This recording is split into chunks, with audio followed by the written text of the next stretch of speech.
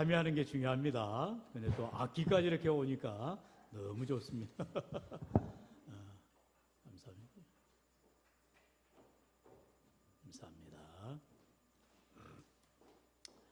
네, 오늘 이 시간은 이제 우리가 교회관 신앙의 마지막 시간입니다. 8번째 코스를 통해서 사도 바울이 그토록 세우기를 원하였던 바로 예수님의 교회지요. 예수님께서 주인 되시는 교회가 사도행전에서 어떻게 이루어지느냐? 바로 모든 성도들, 특별히 사명을 가지고 있는 성도들이 그것을 이루기 위해서 완주해가는 교회가 되어져야 된다. 오늘 말씀의 제목처럼 사명을 이루는 교회가 되어야 한다는 것입니다. 오늘 우리 하나님께서 각 교회를 세우시고 또한 교회를 이끌어 가실 때에 저와 여러분에게 분명한 사명을 주신 줄로 믿습니다. 할렐루야. 네, 사명이라고 하면 영어로 미션이죠. 여러분 옛날에 미션이라는 영화를 보신 분 계실 거예요. 가브리엘 그 찬양 아주 음악이 오보에죠. 오보의 그 멜로디가 얼마나 싱그몰리던지요.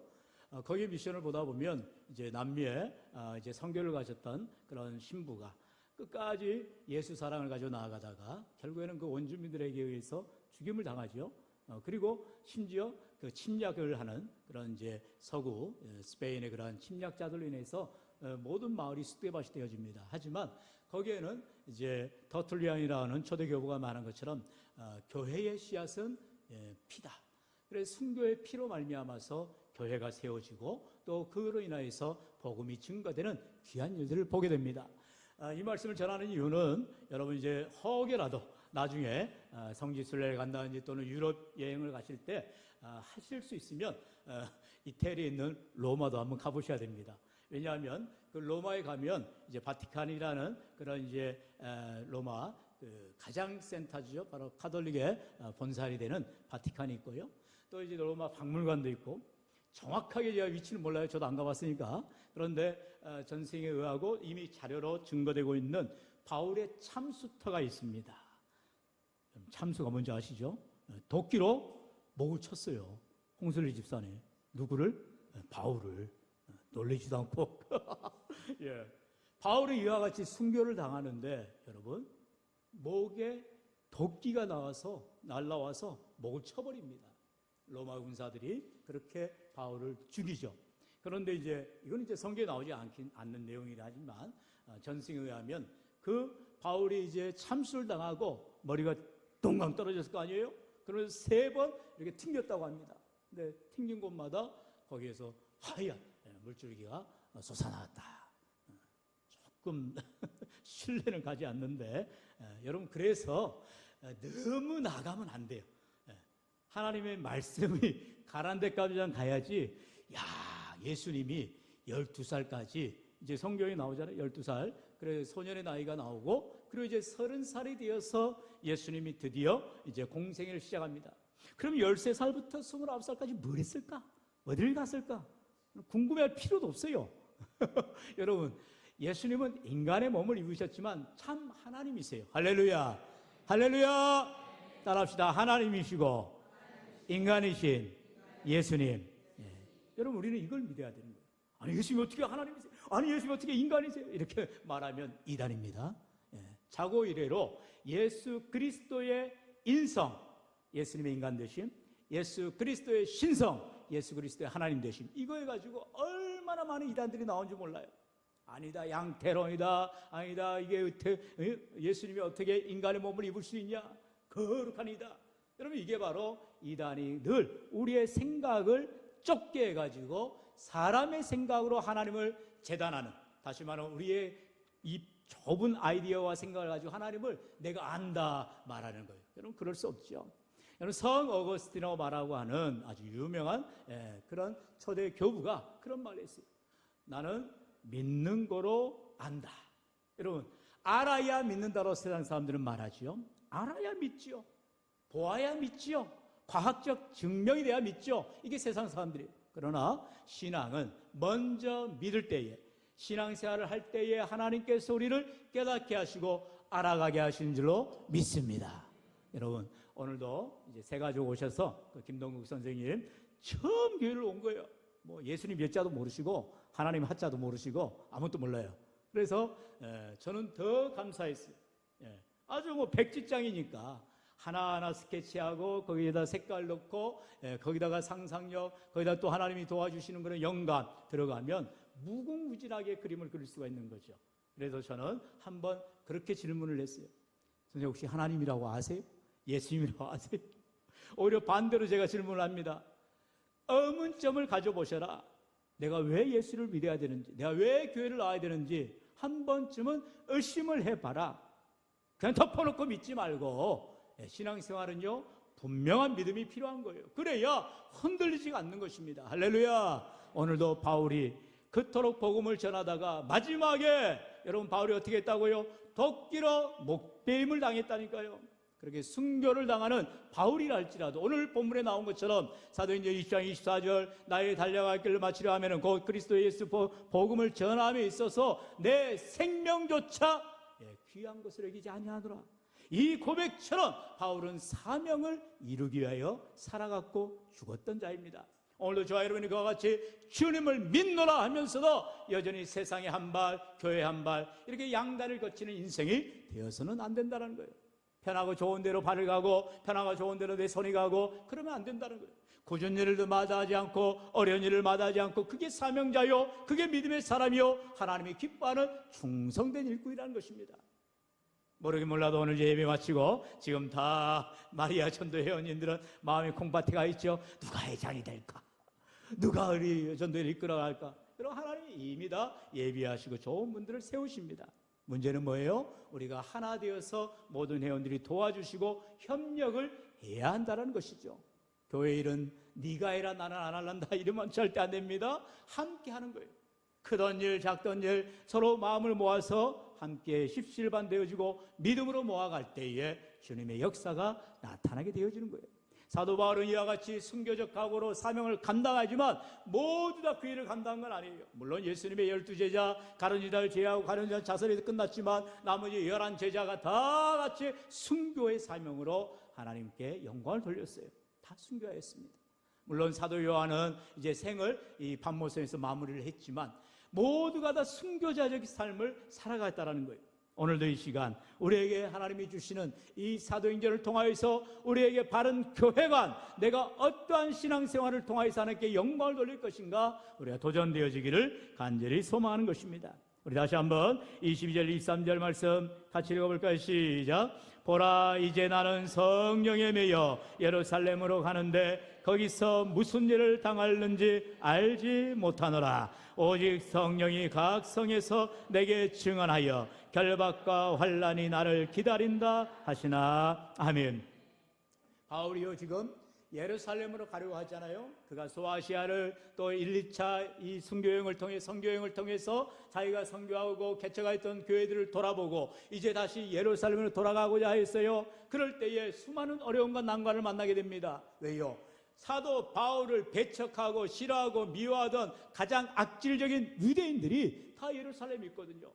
그 호랑이 굴에 득실득실한 자기를 배반하고 자신들을 앞세웠던 이제 사도 바울이 원래는 유대인 중에 유대인이 아니었습니까? 바리새인이었어요. 그는 가말리엘의 문화였습니다. 그리고 그는 언제나 가장 앞장서서 하나님, 자신들이 믿는 하나님이죠. 자신들이 믿는 하나님을 섬긴다면서 예수를 믿는 자들을 처단하고 그들을 다 핍박하는 데 앞장섰던 그 사도 바울이었어요. 그래서 유대인들이 너무나 좋아했죠. 말 그대로 행동대장이에요. 맨 앞장서서 사도 바울이 막 휘젓고 다니니까 유대인들에서 박수만 치면 되는 거였어요. 그런데 그렇게 자신들의 말을 잘 듣고 앞장서서 나가던 이 사도 바울이 그만 다메섹 도상에서 예수님을 만났네요. 그가 예수님을 실제로 경험하고 누구십니까? 앞을 볼 수 없는 이 사도 바울에게 예수님 뭐라 말씀하세요? 네가 핍박하는 예수라. 주님을 만나게 되고 나서 사도 바울은 이제 예수를 믿는 사람으로 변화되어지는 거죠. 그리고 나서 오늘 본문에 나온 것처럼 이제 자신을 핍박하고 자신을 힘들게 하는 그 유대인들 가운데 나아가서 복음을 담대히 전하겠다는 거예요. 거기에는 내 목숨도 아끼지 않겠다는 것입니다. 이런 사도 바울에게 하나님께서 이 사명을 이루어가는 놀라운 은혜를 부어주시더라는 거예요. 사도행전 21장 12절 13절에 보면은요, 우리가 그의 말을 듣고 그곳 사람들과 더불어 바울에게 예루살렘으로 올라가지 말라 고나니 베들레헴에 올라가지 말라, 예루살렘을 가지 말라. 예루살렘에 가면 이제 당신은 잡혀서 이제 모든 것이 다 순교적으로 들어가게 된다라는 것이죠. 이미 다 알고 있는 거예요. 그러니까 에베소의 교인들, 심지어 장로님들까지도 아이고 바울 목사님 가지 마세요, 가지 마세요, 다 막고 있는 거예요.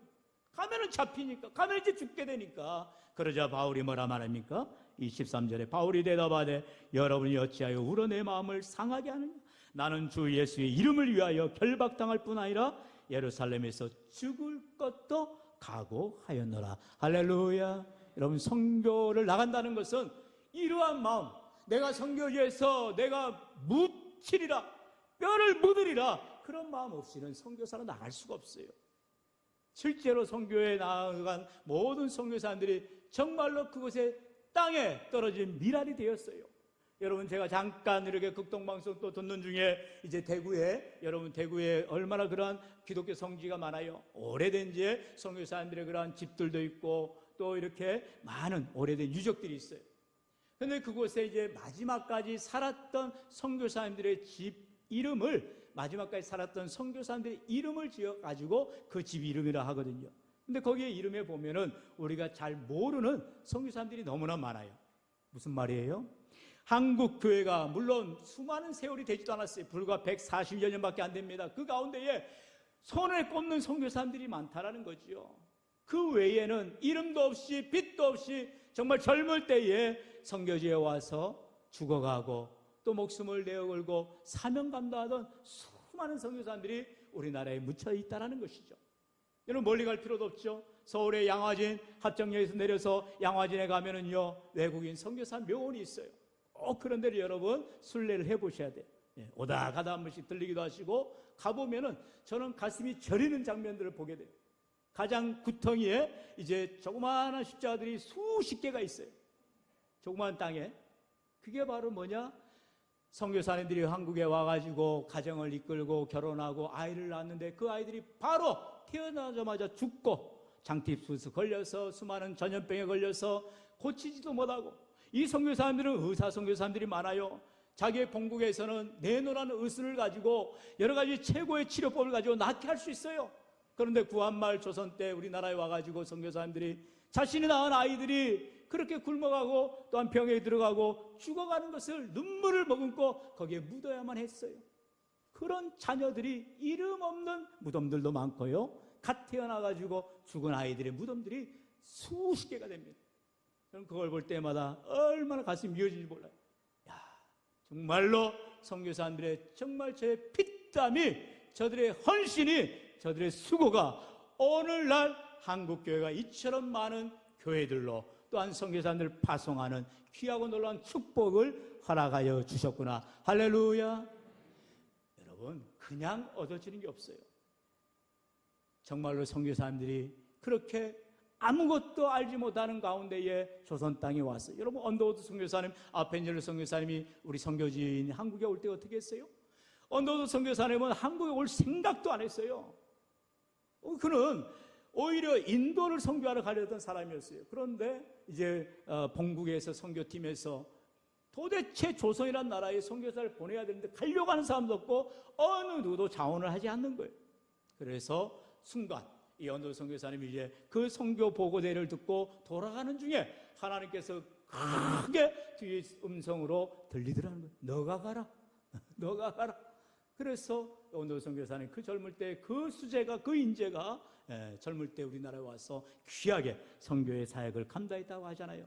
여러분, 이처럼 모든 사명자들은 사도 바울로부터 모든 현재에 이르는 모든 선교사님들, 모든 목회자들, 모든 주의 종들은 이처럼 주님의 영광을 위해서 자신의 안일과 자신의 평안, 자신의 삶은 뒤로 하고 주를 위하여서 생명 걸고 나아가는 자들이라는 것이죠. 그래서요, 디모데후서 1장 11절에 보면은 사도 바울이 말합니다. 내가 이 복음을 이하여 세우심을 입었노라. 복음 때문에, 주님 때문에 내가 이 일을 감당한다라고 그는 고백하더라는 것이죠. 그래서 사도 바울은 24절에 드디어 위대한 신앙의 고백을 합니다. 우리 24절 같이 읽어볼까요? 시작. 내가 달려갈 길과 주 예수께 받은 사명 곧 하나님의 은혜의 복음을 증언하는 일을 마치려 하면은 나의 생명조차 조금도 귀한 것으로 여기지 아니하노라. 아멘. 말씀을 전하다 보니까 또 한 분의 선교사님이 생각나요. 자, 실제로 그분은 옆에서 보고 경험을 했거든요. 전에 섬겼던 교회, 이제 그 교회에서 이제 해마다 우리 중고등부 아이들 이렇게 선교지를 보내요. 이렇게 단기 선교를 하죠. 그곳이 바로 캄보디아 프놈펜인데요. 거기에 보면 아주 가난한 아이들, 그야말로 그 빈민, 캄보디아면 얼마나 가난한 나라예요. 그 가난한 나라에서도 더 가난한 아이들, 가장 가난한 아이들, 빈민촌이에요. 거기에서 희망의 학교라고 해서 거기 사역을 감당하는 귀한 선교사님 계세요. 그래서 그 선교사님을 해마다 계속 단기 선교 가고 또 직접 후원도 하고 그렇게 사역하는 귀한 모습을 봤어요. 그런데 어느 날 갑자기 이 선교사님이 나중에 보니까 KBS에 뭐 이렇게 이제 해외에 이렇게 우리 훌륭한 한국인 해가지고 프로에도 나오고 하거든요. 아주 신실하게 사역 감당. 근데 그만 그 가정에 어려움이 왔어요. 아들 둘이 있는데 큰 아들이 이제 대학 진학을 앞에 두고 고등학교 그 학교에서 이제 캄보디아에 다니면서 오토바이를 타고 학교 이제 통학하고 하는데 그만 아이가 교통사고로 죽었어요. 앞이 창창한 아이입니다. 그는 그 아이들은 보통 선교사님들이 아이들 때문에 선교 사역이 흐트러지고 잘못되기도 하는데 이 선교사 임만호 선교사님이라고 합니다. 나중에 이제 여러분 한번 꼭 검색도 해보시면 좋겠는데 임만호 선교사님. 그 아이들은 아빠를 보고 엄마를 보면서 나는 캄보디아에서 학교 다닐 거야. 나는 캄보디아에서 아이들과 내 친구들 사귀고 거기에서 나는 이 아이들과 살 거야. 그래서 아이들이 그 학교를 이제 잘 마치고 이제 대학을 진학을 앞두고 있었어요. 근데 큰 아들이 그만 교통사고로 죽었다는 거예요. 여러분 얼마나 부모 입장에서 청천벽력이죠. 거기다 또 임만호 선교사님 이분이요, 그만 파킨슨 병에 걸리기 시작합니다. 그래서 다리를 질질 끌고 사역을 해야만 했어요. 몸이 상하고 병들고 아들이 죽고 그 선교지의 희망의 학교 이제 교육 사역을 하는데 희망의 학교 구덩이에다가 이제 작은 묘를 만들었어요. 아들 거기다 묻은 거지. 그리고 저는 그런 생각을 해봤어요. 한 번도 지금 또한 거의 10여 년 훨씬 전인데 이 선교사님 내가 이제 사역을 중단하고 한국에 들어오는 거 아닌가? 아니에요. 지금도 사역하고 있어요. 변함없이 내 아들을 묻힌 땅에 나도 묻히리라 그러면서 사역 감당하는 귀한 선교사님입니다. 여러분 오늘 우리의 삶 가운데 우리 한국의 수많은 선교사님들이 전 세계 미국 다음으로 가장 많은 선교사를 파송하고 있다고 하는데 여러분 모든 선교사님들을 위해서 기도하시고 이 바울처럼 정말로 사명을 감당하며 나아갈 때에 목숨 걸고 감당할 때 우리가 기도로 후원하고 협력하며 나아갈 때 하나님께서 은혜 부어주실 줄로 믿습니다. 여러분 갈라디아서 2장 20절 같이 읽어볼까요? 시작. 내가 그리스도와 함께 십자가에 못 박혔나니 그런즉 이제는 내가 사는 것이 아니요 오직 내 안에 그리스도께서 사시는 것이라.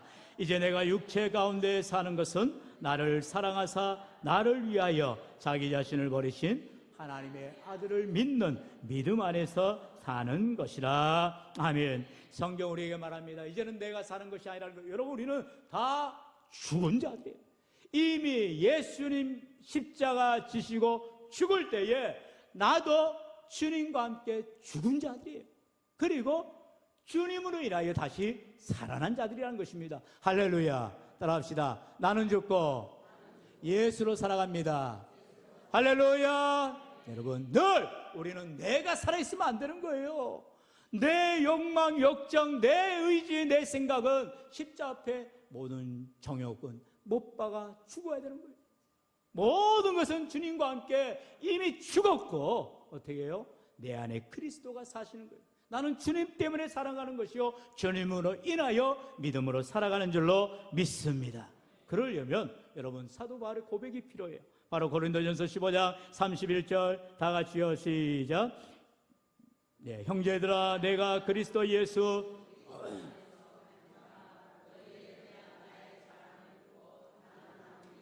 나는 날마다 죽노라. 아멘. 따라합시다. 나는 날마다 죽노라. 할렐루야. 나는 날마다 죽노라. 왜 죽어요? 내가 죽어야 주님이 사시니까요. 내 안에 주님이 능력 있는 삶을 살아가게 해 주시기 때문에 나는 죽고 예수로 살아갈 때에 비로소 사명을 이루게 되어지는 것이요, 주님 앞에 순종하며 나아가게 되는 것입니다. 또 나의 생각이, 내 주장이, 내 자존심, 내 어줍지 않은 그런 모든 것들이 있습니까? 다 십자가 앞에 성령의 불로 태워야 된다는 것입니다. 오늘도 주님 앞에 참으로 사명을 이루는 교회가 되기를 원한다면, 사명을 이루는 자들이 되기를 원한다면 오직 십자가 앞에 내 모습은 다 주님 앞에 내어 맡기시고 십자가 앞에 못 박히시고 나는 죽고 예수로 살아가기를 소망할 때 우리 하나님께서 다시금 우리를 새롭게 하여 주시는 줄로 믿습니다. 후반절에 32절에 보면은 지금 내가 여러분을 주와 및 그 은혜의 말씀에 부탁하노니 그 말씀이 여러분을 능히 든든히 세우사 거룩하게 하심을 입은 모든 자 가운데 기업이 있게 하시리라. 무슨 말이에요? 하나님의 말씀에 이끌림 받는 사람이 되라는 거예요. 아침에도 말씀을 나왔듯이 우리가 구원의 은혜를, 말씀의 은혜를 믿음으로 나아갈 때에 우리가 굳건하게 세워질 뿐만 아니라 하나님께 감사가 넘쳐지게 되는 것입니다. 하나님의 생명의 말씀이 나를 주장하도록 오늘도 하나님의 말씀 앞에 우리가 온전히 서는 자들이 되어야 되는 것입니다. 날마다 말씀을 가까이 하는 삶. 여러분, 우리 구역별로 계속 구역의 말씀을 늘 체크하잖아요. 근데 이번에 뭐 이렇게 제대로 파악이 안 돼서 상을 주내만에 하고 있다고 하는데, 여러분, 그거는요 잘 파악을 하셔야 되는 거예요. 그래야 서로 간에 선의 경쟁도 하고 하나님의 말씀을 정말 가까이 하는 삶이 훈련을 통하여서만 되는 거예요. 늘 말씀을 가까이 하는 훈련, 기도하는 훈련, 섬기는 훈련, 주를 위하여 믿음으로 섬겨나갈 때 하나님이 영광 받아주는 줄로 믿습니다. 여러분, 성경 우리에게 분명히 말씀하지요. 우리 로마서 14장 8절 마지막 절입니다. 같이 시작. 우리가 살아도 주를 위하여 살고 죽어도 주를 위하여 죽나니 그러므로 사나 죽으나 우리가 주의 것이로다. 아멘. 누굴 위하여 살 것이고 누굴 위하여 죽을 것이냐는 거예요. 우리의 삶의 목표, 바로 하나님을 위해서, 하나님의 영광을 위해서, 주님의 기쁨 되기 위해서 우리가 살아갈 때 하나님은 우리로 인하여서 기뻐하시고 은혜를 베풀어 주시며 늘 도우시고 함께 하시기를 주 예수님을 간절히 축원합니다. 축원합니다. 이제 주신